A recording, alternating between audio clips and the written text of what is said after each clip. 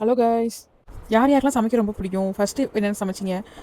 எது நல்லா சமைப்பீங்க அப்படின்னு சொல்லி எனக்கு கமெண்ட்ல சொல்லுங்க. எனக்கு சமைக்கிறது ரொம்ப பிடிக்கும். எனக்கு ஏதாவது நான் ரொம்ப ஸ்ட்ரெஸ்ஸா இருக்கேன். என்னால எதுவுமே பண்ண முடியல அப்படின்னா கூட, நான் ஃபர்ஸ்ட்டு பண்ற விஷயம் சமையல் தான். எனக்கு சமைக்கிறது அவ்ளோ பிடிக்கும். நான் ஸ்கூல் படிக்கும்போதுலேருந்தே. ஸ்கூல் பண்ணும்போதெல்லாம் எங்க வீட்ல யாருமே இருக்க மாட்டாங்க. எங்க அப்பா, அம்மா 2 பேருமே வந்து எங்க அப்பா வந்து மளிகை கடை வச்சிருக்காங்க. அதனால எங்க அப்பா ஹெல்ப்பிங்கா எங்க அம்மாவும் போயிருவாங்க. வீட்ல யாருமே இருக்க மாட்டோம். நானும் என் தம்பியும் மட்டும் தான் இருப்போமா. சடனா ஏதாவது சாப்பிடணும் போல இருக்கும். எங்க வீட்ல என்ன பண்ணுவாங்கன்னா, எங்க அப்பா வந்து நாங்க 2 பேரும் சின்ன பிள்ளையா இருக்கோம்னு சொல்லிட்டு, வீட்டுக்குள்ள எங்க 2 பேரையும் விட்டுட்டு, வெளிய வந்து லாக் பண்ணிட்டு போயிருவாங்க. ஸோ நாங்க வெளியவும் போ முடியாது. வீட்டுக்குள்ளேயே தான் இருக்கணும். வேற வழியே கிடையாது. அதனால வீட்டுக்குள்ள இருந்தா தோன்ற ஒரே விஷயம் சாப்பிடுறது தானே.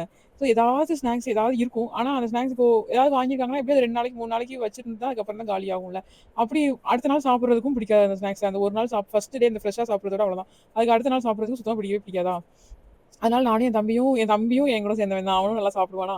அதனால 2 பேரும் சேர்ந்து என்ன சாப்பிடலாம் அப்படின்னு சொல்லி பிளான் பண்ணி, ஃபர்ஸ்ட்டு நான் செஞ்சது அப்படின்னா, உருளைக்கிழங்கு ஃப்ரை. அப்போலாம் உருளைக்கிழங்கு ஃப்ரை வந்து ரொம்ப பிடிக்கும். எங்க அம்மா சாம்பாருக்கு வந்து உருளைக்கிழங்கு ஃப்ரை தான் எனக்கு ஸ்கூலுக்கு வச்சு விடுவாங்க.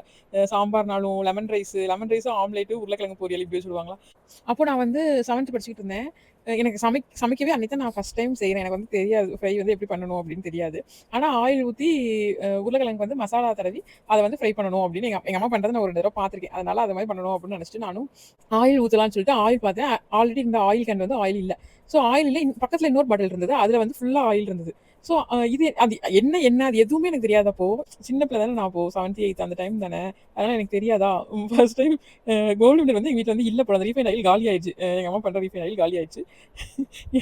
நான் என்ன பண்ணிட்டேன்னா, பக்கத்துல விளக்கெண்ணெய் இருந்திருக்கு. அந்த எண்ணெய் வந்து ஃபுல் பாட்டில் அப்படியே இருந்தது. ஏன்னா விளக்கெண்ணெய் ரொம்ப யூஸ் பண்ண மாட்டோம்ல நம்மோ. மெடிசின் பர்ப்பஸ்க்காக எங்க அம்மா வந்து வச்சிருப்பாங்க.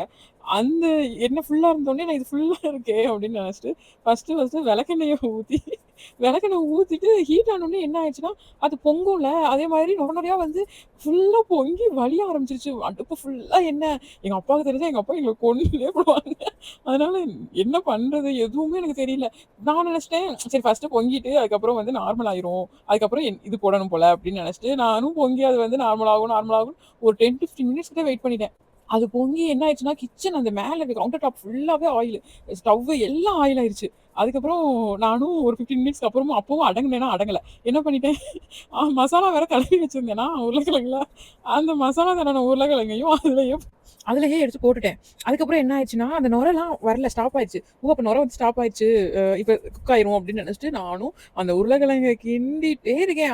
அது கரண்டிய வச்சு ஒரு 15 மினிட்ஸ் கிட்ட. அது ஒண்ணோட ஒண்ணு பிசு பிசுன்னு ஒட்டிக்கிச்சு. வரவே இல்ல. உருளைக்கிழங்கு தனித்தனியாவே வரமாட்டேங்கி. வேகவே மாட்டேங்கி ஃபர்ஸ்ட்டு. ரொம்ப நேரம் ஆயிருச்சு. ஒரு 30 மினிட்ஸ்க்கு மேலேயே ஆயிருச்சு. ஆனா உருளைக்கிழங்கு வேகவே இல்ல. அதுக்கப்புறம் நானும் என் தம்பியும் சேர்ந்து பிளான் பண்ணோம். என்னன்னா, இத வந்து டிஸ்போஸ் பண்ணணும். ஆனா எங்க அப்பாவும் அத கண்டுபிடிச்சிடக்கூடாது அப்படின்னு சொல்லிட்டு, குப்பையில போட்டா கூட எங்க அப்பா பார்த்துருவாங்கன்னு சொல்லி ஒரு கவர்லலாம் வச்சு, அதுக்கப்புறம் தான் அத டிஸ்போஸே பண்ணோம் நாங்க. அதுக்கப்புறம் எங்க அம்மாவும் எங்க அப்பாவும் வர்றதுக்குள்ள மேல கவுண்டர் டாப் ஃபுல்லா கிளீன் பண்ணி, ஸ்டவ் எல்லாம் தொடச்சு, அத ஃபுல்லா கழுவி எடுத்து வச்சுட்டோம். எங்க அம்மா வந்து ஒரு 10க்கு தான் வருவாங்களா. எங்க அம்மா 10க்கு வருவாங்க. எங்க அப்பா வந்து ஒரு 11:30க்கு மேல தான் வருவாங்க. ஸோ அவங்க வர்றதுக்குள்ள எல்லாம் பண்ணிடலாம். எங்க அம்மா கூட ஒண்ணும் சொல்ல மாட்டாங்க. சிரிச்சுட்டே விட்டுருவாங்க. ஆனா எங்க அப்பா பயங்கர ஸ்ட்ரிக்ட்டா திட்டுவாங்க. இல்லனா அடிச்சுருவாங்க அப்படின்னு சொல்லிட்டு நானும் என் தம்பியும் பயப்படுவோம் எங்க அப்பாக்கு. அதனால எங்க அம்மா இவ்ளோ நாள் வரைக்கும் எங்க அம்மாவுக்கும் இந்த விஷயம் தெரியாது. எங்க அப்பாவுக்கும் இந்த விஷயம் தெரியாது. அத அப்படியே கமுக்கமா மூடி மறைச்சு அன்னையோட அந்த சம்பவத்த முடிச்சுட்டோம். அதுக்கப்புறம் எங்க அம்மா வந்து ஆயில் அந்த இத கூட எங்க அம்மா வந்து கேட்க கூட இல்ல. எங்க அம்மாவுக்கு ஞாபகம் இல்லையா அதுல எவ்வளோ ஆயில் இருந்ததுன்னு.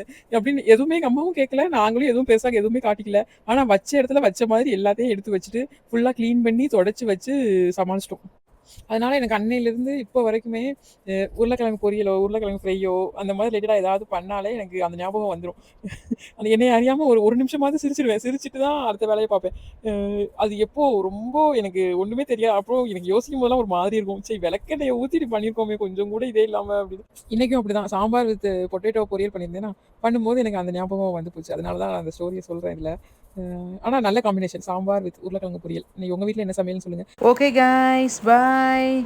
லைக், ஷேர் அண்ட் சப்ஸ்கிரைப் பண்ணிடுங்க. வேற ஒரு வீடியோவில் நாளைக்கு பார்க்கலாம்.